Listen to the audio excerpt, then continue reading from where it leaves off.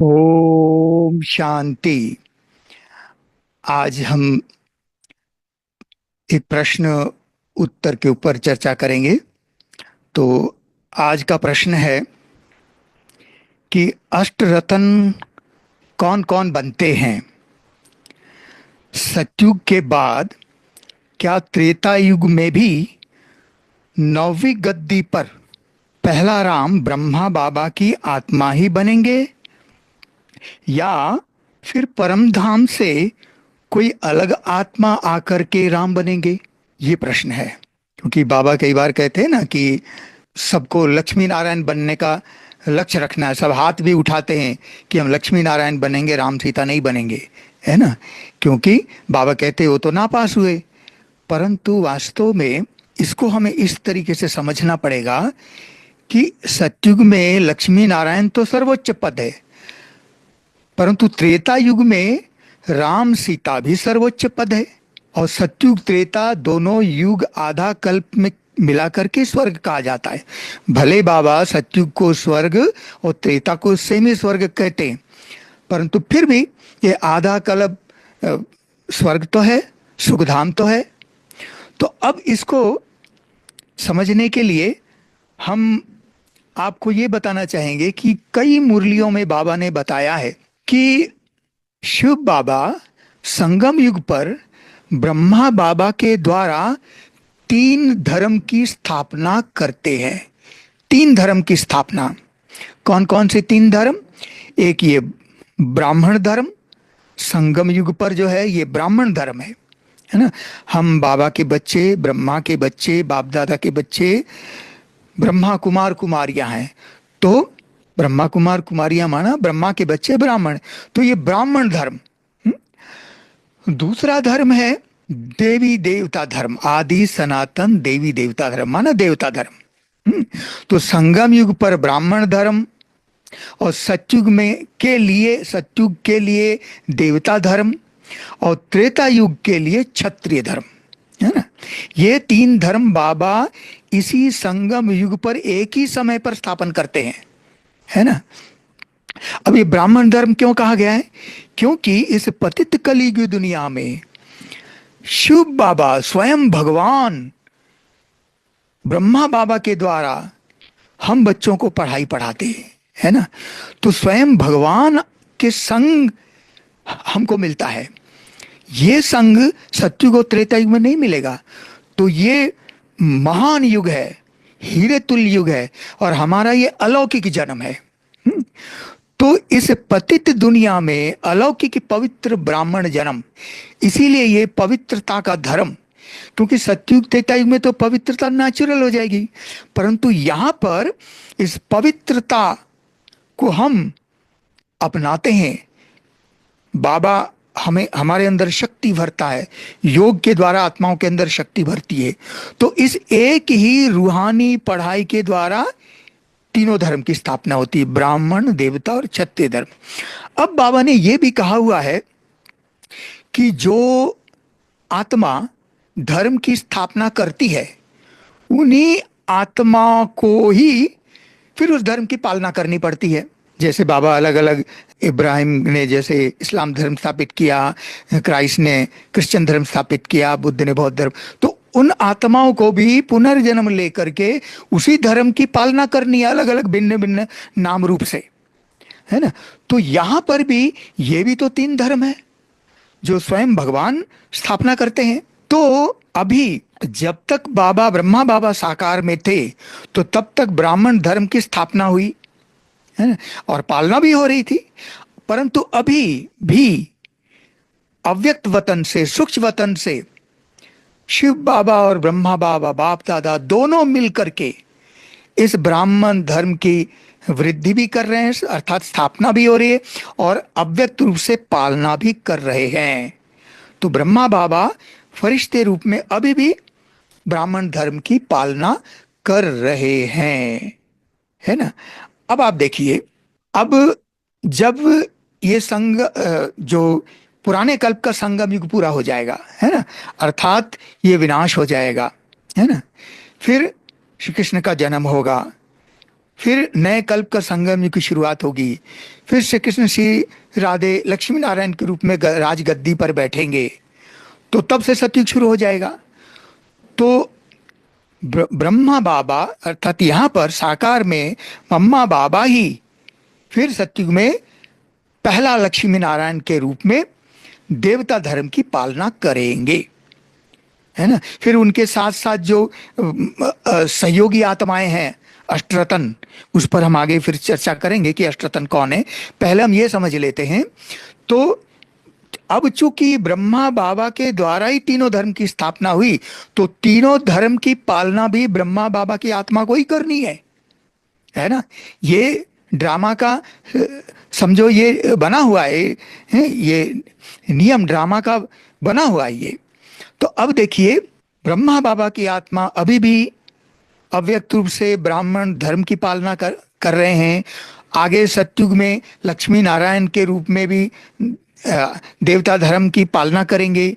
फिर जब सतयुग पूरा होगा और जो नवीं गद्दी, 8 गद्दी तो आठ लक्ष्मी नारायण होंगे ना, अलग अलग 8 गद्दी चलेगी, 8 डायनेस्टी चलेगी। उसके बाद जो त्रेता युग में जो नवीं गद्दी लक्ष्मी नारायण की गद्दी, उसमें लक्ष्मी नारायण के बजाय फिर वो राम सीता कहलाएंगे। तो जो पहला राम सीता बनेंगे वो अवश्य ही मम्मा बाबा की आत्मा ही बनेंगे, क्योंकि इन्हीं को ही क्षत्रिय धर्म की पालना करनी है। तो त्रेता युग में क्षत्रिय धर्म शुरू होता है ना। तो अब ब्रह्मा बाबा की आत्मा ही अवश्य रूप से त्रेता युग में पहला राम बनेंगे, है ना, ये निश्चित है।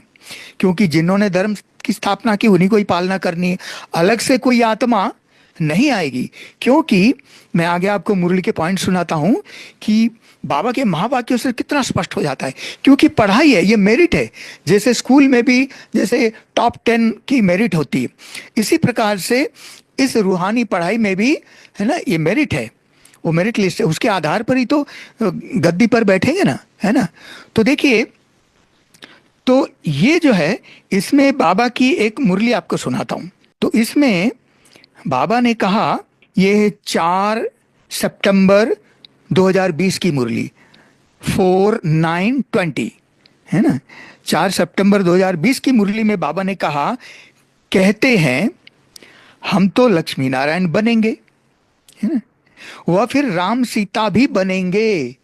ये बाबा ने स्पष्ट कह दिया, जो लक्ष्मी नारायण बनेंगे वह फिर राम सीता भी बनेंगे, है ना। ये बाबा ने 4 सितंबर 2020 की मुरली में स्पष्ट कहा।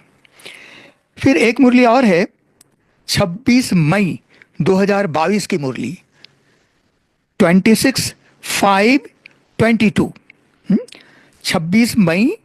26/5/2022 की मुरली में बाबा ने कहा, चक्र फिरता रहता है, ब्रह्मा सरस्वती फिर लक्ष्मी नारायण बनते हैं।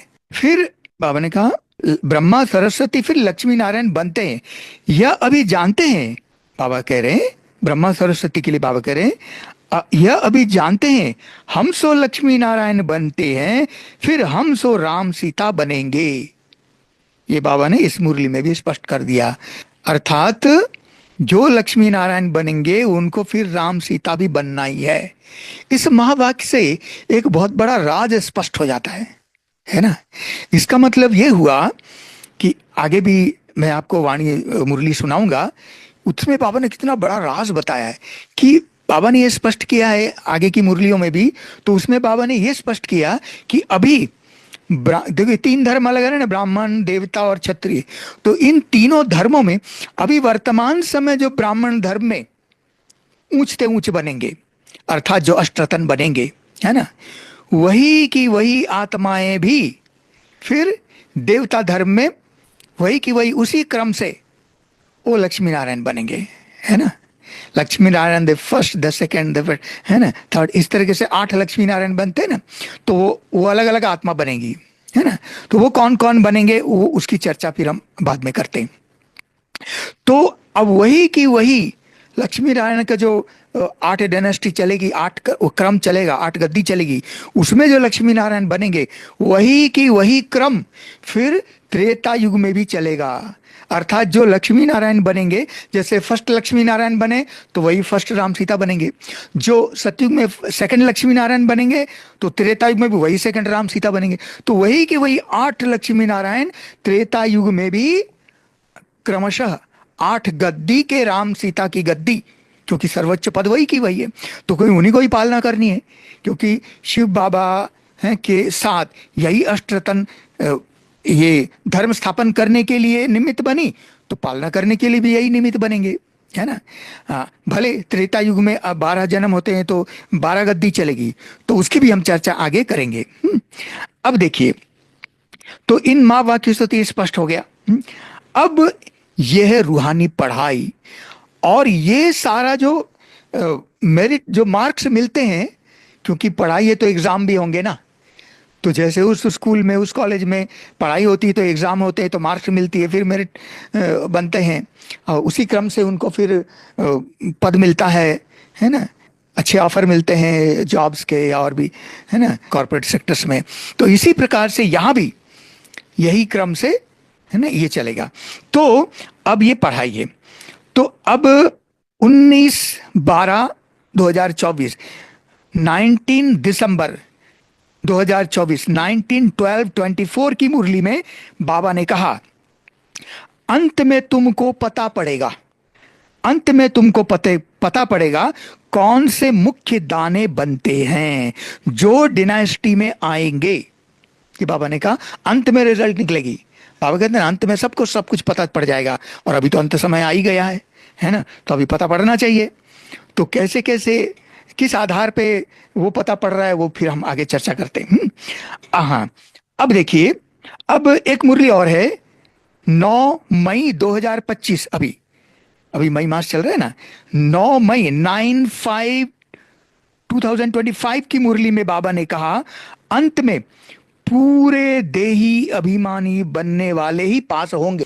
अंत में जब हमारा शरीर छूटेगा, है ना, तब तक की बाबा बात कर रहे, अंत में पूरे देही अभिमानी बनने वाले ही पास होंगे, बाकी सब में जरा जरा देह अभिमान रहेगा। बाप तो है ही गुप्त, है ना। तो बाबा क्राइटेरिया बता रहे कैसे कैसे कौन पास होंगे, उन पास होने का जो मार्जिन क्या है, किसको पास कहेंगे, वो बाबा बता रहे हैं ना। अब 27 अप्रैल 2023 की मुरली में बाबा ने कहा, मार्क्स निकलेंगी उसी अनुसार नंबर मिलेंगे, फिर ऐसे ही नंबरवार ट्रांसफर हो जाएंगे। यहां भी पढ़कर तुम आत्माएं रुद्रमाला में नंबरवार पिरोएंगी। उनका तो सीधरा बड़ा है ना, रुद्रमाला जो केवल निराकार में आत्माओं की माला, उसके लिए बाबा कहते उनका तो सीधरा बड़ा है ना। फिर वहां से विष्णु की विजय माला में नंबरवार गद्दी पर बैठेंगे। तो जो विजय माला बनेंगी, मेरिट लिस्ट आएगी, पहले हम निराकारी माला परमधाम में जाएंगे, रुद्रमाला, फिर वहीं से हम साकार में आकर के विष्णु की विजय माला, अर्थात जो गद्दी में बैठने वाले हैं उनको बाबा विष्णु की विजय माला कह रहे हैं। एक और मुरली है 16 जून 2023 16/6/23 की मुरली में बाबा ने कहा, पास विथ ऑनर्स को फुल मार्क्स मिलते हैं, वो सजा आदि कुछ नहीं खाते हैं, उन्हों का मान बहुत है, हमेशा 9 रत्न गाए जाते हैं, 8 नहीं, है ना, हमेशा 9 रत्न गाए जाते हैं, 8 नहीं, 4 की जोड़ी हो जाती है ना, 4 पेयर्स, अष्ट रत्न ये 4 की जोड़ी है। बाबा कहते हैं 4 की जोड़ी हो जाती, बाकी है एक बीच में बाप। अब एक मुरली और है 29/5/23, मतलब 29 मई 2023 की मुरली में बाबा ने कहा, श्री श्री 108 जगत गुरु, यह महिमा है एक शिव बाबा की। 108 की माला बनती है ना, वह माला ऊंचते ऊंच है, ऊंचते ऊंच माला 108 की माला है ना, वह माला ऊंचते ऊंच है, वह फिर विष्णु की माला गाई जाती है।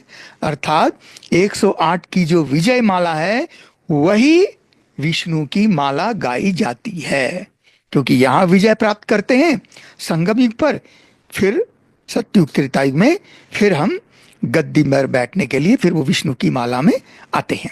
अब एक मुरली और है, 20 दिसंबर 2021 2012-21 की मुरली में बाबा ने कहा, लाखों करोड़ों में स्कॉलरशिप कितने थोड़ों को मिलती है ना, लाखों करोड़ों में से स्कॉलरशिप कितने थोड़ों को मिलती है।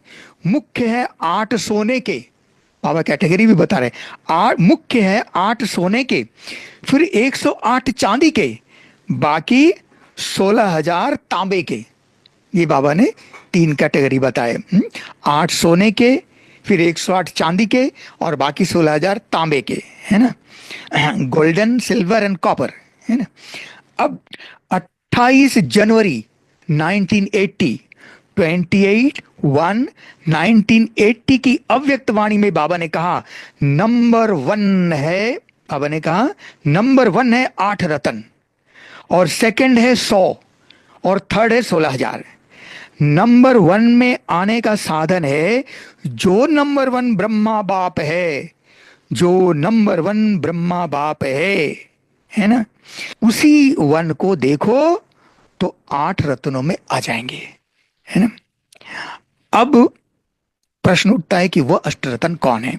अब हम इस पर चर्चा करते हैं।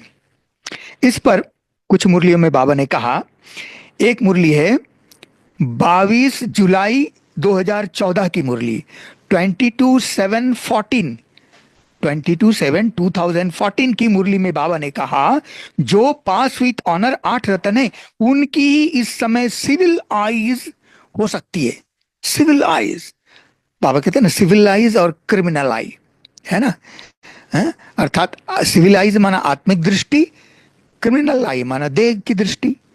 तो बाबा कहते हैं जो पास विथ ऑनर 8 रत्न है उनकी ही इस समय सिविल आइज हो सकती है। 100 भी नहीं, जरा भी चलायमान न हो। बहुत मुश्किल है, ड्रामा जल्द किसकी सिविल आइज नहीं बनाएगा। ये टफ एग्जाम है ये। अब एक मुरली और है 16 अप्रैल 2018 की मुरली, 16/4/2018 की मुरली में बाबा ने कहा, यह राजधानी स्थापन हो रही है त्रेता के अंत तक, त्रेता के अंत तक 16,108 प्रिंस प्रिंसेस हो जाते हैं। इसमें 8 मुख्य पास विथ ऑनर होते हैं, बाकी 100 तो थोड़ी बहुत सजा खाते ही है, देखिए, है ना। अब एक मुरली और है 13 जनवरी 1978, 13 जनवरी 1978, है ना, 13/1/78 की अव्यक्त वाणी में बाबा ने कहा, 8 में कौन होंगे, 100 में कौन होंगे, 16,000 में तो कोई सवाल ही नहीं, आखिर भी 8 में या 100 में कौन होंगे। आखिर हिसाब क्या है, किताब तो बाप के पास है ना। अष्टरत्न की विशेषता एक विशेष बात से है, जो अष्ट शक्तियां है वो हर शक्ति उनके जीवन में प्रैक्टिकल दिखाई देगी, है ना। पिछले वीडियो में हमने अष्ट शक्ति, अष्ट संबंध और अष्ट प्रहर के बारे में बताया था, है कि निरंतर योगी बनने के लिए कैसे इसका बैलेंस रखें। शायद आप लोगों ने वो देखी होगी, नहीं भी देखी तो जरूर देखिए, उसमें कैसे आपसी कनेक्शन है, उसका क्या करना है, वो सारी डिटेल हमने उसमें बताई हुई है। तो बाबा कह रहे हैं अष्ट शक्तियां, जो अष्ट रत्न की विशेषता एक विशेष बात से है, जो अष्ट शक्तियां है वह हर शक्ति उनके जीवन में प्रैक्टिकल दिखाई देगी। इस वाणी में आगे बाबा ने और आगे कहा, जो अष्टरत्न होंगे वो सर्व ब्राह्मण परिवार के आगे अब भी इष्ट अर्थात हर संकल्प और चलन द्वारा विधि और सिद्धि का मार्गदर्शन करने वाले सबके सामने अब भी ऐसे ही महान मूर्त माने जाएंगे। तो अष्ट शक्तियां भी होंगी और परिवार के सामने इष्ट अर्थात श्रेष्ठ आत्मा महान आत्मा के रूप में होंगे। श्रेष्ठ आत्मा महान आत्मा वरदानी आत्मा के रूप में होंगे। यह है अष्ट रत्नों की विशेषता। तो अष्टरत्न कौन बन सकते हैं उसके बारे में बाबा ने डिटेल बताया। अब एक अव्यक्त वाणी में बाबा ने यह भी कहा था कि वैसे तो सर्व गुणों में हमको संपन्न बनना है, सर्वगुण संपन्न बनना है, परंतु किसी न किसी एक गुण में स्पेशलिस्ट जरूर बनना है। अव्यक्त वाणी में बाबा ने कहा था, उसकी तारीख मुझे याद नहीं है, तो बाबा ने कहा था। तो उसके आधार पर हमने जो चिंतन किया तो उसमें से वो अष्टरत्न कौन है और वो चार जोड़ी कौन से हैं, वो हम इस पर अभी चर्चा करते हैं। देखिए, उस अव्यक्त वाणी के आधार पर हमने ये सारा जो बाबा ने कहा ना कि अभी है ना ब्राह्मण परिवार में भी अष्ट शक्तियां भी उनमें होगी और इष्ट के रूप में सामने होंगे, दिखाई देंगे और वैसे माने जाएंगे। तो जो अभी ब्राह्मण धर्म में जो अभी अष्टरत्न दिखाई देगा, माने जाएंगे, है ना, वैसे एक और अव्यक्त वाणी है, उसमें बाबा ने ये कहा था कि बाबा मुख से अनाउंस नहीं करेगा कि अष्टरत्न कौन है, परंतु उनकी स्थिति और कर्तव्य ही बताएगा कि वो कौन है। तो इसी आधार पर हमने जो चिंतन किया वो हम आपके सामने सुनाते। तो देखिए, अष्टरत्न में है ना कौन कौन है, तो वो है हमारी, देखिए शिव बाबा तो सर्वगुणों का सागर है। तो शिव बाबा जिस ब्रह्मा बाबा के तन में आते हैं तो वो अति विशेष आत्मा है, साकार में नंबर 1 आत्मा है। शिव बाबा तो आत्माओं का पिता है, परंतु ब्रह्मा बाबा मनुष्य सृष्टि का पिता है, जिसको आदि देव, ग्रेट ग्रेट ग्रैंडफादर भी कहा जाता है ना। तो वो ब्रह्मा बाबा सर्व गुणों का स्पेशलिस्ट है। देखिए, आत्माओं के 7 गुण होते हैं, है ना, ये हमने पिछले वीडियो में भी बताया था। आत्मा के 7 गुण है, ज्ञान, प्रेम, शांति, शक्ति, आनंद, सुख और पवित्रता, है ना। तो बाबा ने कहा कि आत्मा के इन गुणों में, क्योंकि फाउंडेशन मेन गुण तो यही है, बाकी और गुण जो है इन गुणों के ही बाय प्रोडक्ट्स हैं। तो इन मुख्य गुणों के जो स्पेशलिस्ट हैं वो कौन कौन है, वो हमने प्रैक्टिकल में जो हम सभी ब्राह्मण आत्माओं ने अनुभव किया है। तो ब्रह्मा बाबा नंबर 1, अष्टरत्नों में नंबर 1, क्योंकि बाबा ने कहा ना कि 4 जोड़ी और एक 9 बाप बीच में है। तो शिव बाबा तो अष्टरत्न को बनाने वाला है, वो फूल है, बाबा है ना। तो अष्टरत्न में नंबर 1 आत्मा है ब्रह्मा बाबा, जो सर्व गुणों का स्पेशलिस्ट है ना। उसके बाद नेक्स्ट है मम्मा, माता ईश्वरी जगदम्बा सरस्वती, जो जिसको बाबा ने इस ईश्वरी विश्वविद्यालय का प्रथम मुख्य प्रशासिका बनाया, है ना। तो मम्मा है ज्ञान की स्पेशलिस्ट, ज्ञान की देवी जगदम्बा सरस्वती। आज भी भक्ति बार में उनका गायन पूजन हो रहा है ना। तीसरी आत्मा है वो है दादी प्रकाश मणि जी, जिसको बाबा ने इस ईश्वरी विश्वविद्यालय का द्वितीय मुख्य प्रशासिका बाबा ने बनाया। बाबा के अव्यक्त होने के बाद तो दादी ने इस यज्ञ को संभाला ना। और दादी प्रकाश मणि जी है प्रेम की स्पेशलिस्ट। बाबा से इतना अटूट प्यार दादी जी का था कि उन्होंने वो प्यार सब में बांटा और सब ये अनुभव करते थे कि ये मेरी दादी है। हमने भी अनुभव किया, आप लोगों ने सबने अनुभव किया होगा। दादी प्रकाश मणि जी, है ना, जिनको हम लोग बड़ी दादी कहा करते हैं, है ना। तो दादी जी, तो बाबा, मम्मा, दादी जी। फिर उसके बाद है दीदी मनमोहिनी जी।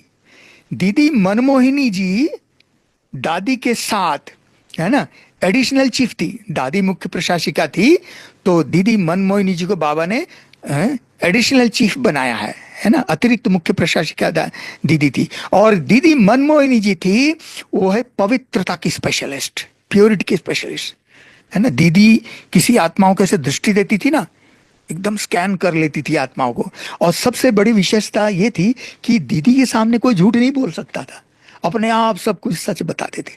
तो ये दीदी की ये पवित्रता की शक्ति थी। तो इसलिए कहते हैं ना, लव एंड लॉ की जोड़ी थी।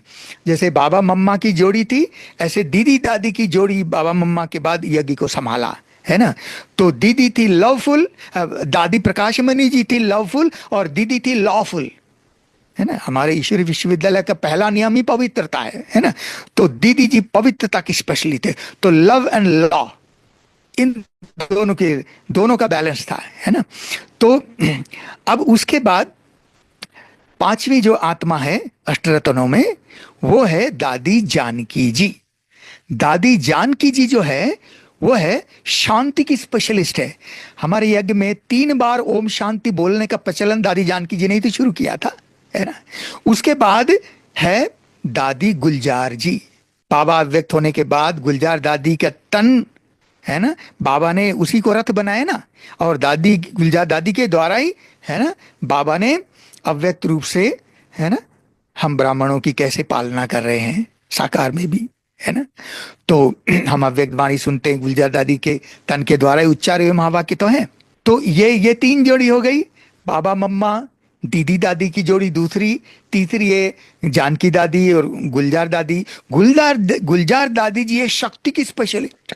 शक्ति, बाप दादा ने भी सर्टिफिकेट दिया था कि सर्वशक्तिवान शिव बाबा और ब्रह्मा बाबा मास्टर सर्वशक्तिमान, सर्वशक्तिमान शिव बाबा और मास्टर सर्वशक्तिवान ब्रह्मा बाबा, इन दोनों आत्माओं को अपने तन में समाविष्ट करके रखना ये साधारण आत्मा का काम नहीं है, इसके लिए बहुत शक्ति चाहिए। तो शक्ति की स्पेशलिस्ट हमारी दादी गुलजार जी थी, है ना। अब उसके बाद 3 जोड़ी हो गई ना, 4 जोड़ी बाबा ने कहा, चौथी जोड़ी है विश्व किशोर भाऊ जी। विश्व किशोर भाऊ, है ना, जिन्होंने प्रैक्टिकल में यज्ञ का फील्ड वर्क संभाला। मम्मा इंटरनल एडमिनिस्ट्रेशन कार्य देखती थी, मुख्य प्रशासिका थी, और विश्व किशोर भाऊ जी इस यज्ञ का पहला पब्लिक रिलेशन ऑफिसर थे। मतलब बाहर का जो फील्ड वर्क का कार्य है वो विश्व किशोर भाऊ जी किया करते थे। और विश्व किशोर भाऊ जी है वो जो है वो है आनंद की स्पेशलिस्ट। उनको इतना खुशी और नशा चढ़ा रहता था। तो ये विश्व किशोर भाऊ आनंद, जिसको खुशी कहते हैं, और उनके साथ की जोड़ी है हमारे आदरणीय जगदीश भाई जी, जिसका हमने अभी 12 मई को पुण्यतिथि मनाया, है ना। 12 मई 2001 को उन्होंने अपना पुराना देह त्याग किया था और बाबा के पास गए थे। तो बाबा ने उनके जो भोग के संदेश में जो गुलजार दादी जी ने सुनाया था वो वंडरफुल संदेश था। मैं उसके डिटेल में नहीं जा रहा हूँ, शॉर्ट में आपको बताते हैं। उसके संदेश में सार यही निकलता था कि ये अष्टरत्न की आत्मा है ना। तो ये विश्व किशोर भाव और जगदीश भाई जी की जोड़ी, और जगदीश भाई जी थे सुख के स्पेशलिस्ट, सुख, है ना। उनको बाबा ने गणेश का टाइटल दिया, दुख हरता सुख करता, है ना, विघ्न विनाशक, सबके विघ्नों को दूर करने वाले, सबके दुख को दूर करने वाले और सुख देने वाले। तो ऐसे सुखदेव, है ना, सुखदाता, सुख के स्पेशलिस्ट आत्मा थी। तो ये हमने उस हिसाब से ये निकाला, यही अष्टरत्न की आत्माएं हैं और यही 4 जोड़ी है। अब मैं आपको ये भी बताना चाहूंगा, 4 की जोड़ी में पहला लक्ष्मी नारायण तो मम्मा बाबा बनेंगे, दूसरा लक्ष्मी नारायण कौन बनेंगे, उसके लिए भी बाबा ने एक मुरली में इशारा दिया है, और वो मुरली की तारीख है 18 जनवरी 1986। 1986 की अव्यक्तवाणी में बाबा ने इशारा दिया है कि सेकंड लक्ष्मी नारायण कौन बनेंगे, क्योंकि जोड़ी के हिसाब से।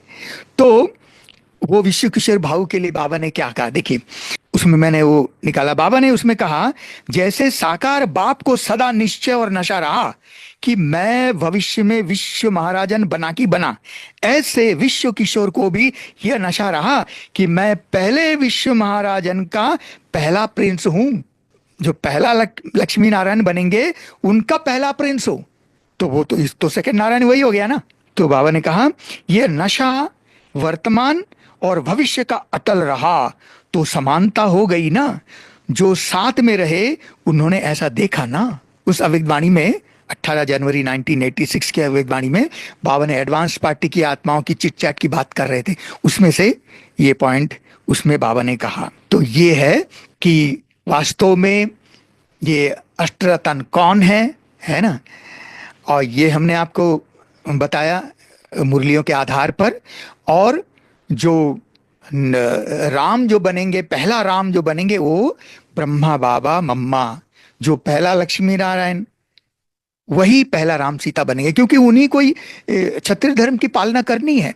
क्षत्रिय का मतलब क्या होता है? अभी वर्तमान समय हम जो पुरुषार्थ करते हैं, पुरुषार्थ क्या है? माया से लड़ाई है। तो माया से लड़ाई तो हर एक आत्मा को करनी पड़ती है।